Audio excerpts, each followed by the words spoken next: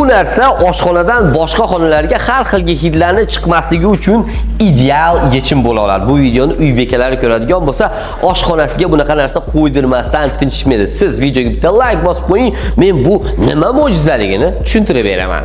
Bu shunaqangi suriladigan eshiklar konstruksiyasi hisoblanadi.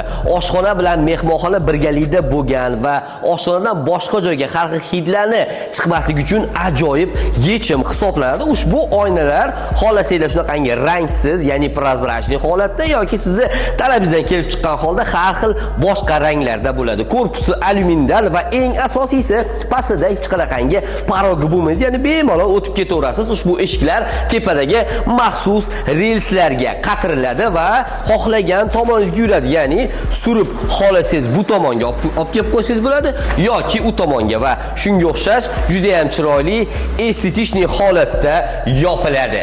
Qolaversa shunaqangi перегородкali bitta eshikli varianti ham bor. Ko'rishinglar mumkin. Qo'yib olsangiz ham o'zini ushlab qo'yish mexanizmi bor, ya'ni devorga urilmaydi va qaytarganingizda ham davodchiklari bor. Mashinaga o'xshab o'zi sekin kirib ketadi. Ya'ni hech qanaqangi keskin xatti-harakat bo'lmaydi, ovozlar chiqmaydi.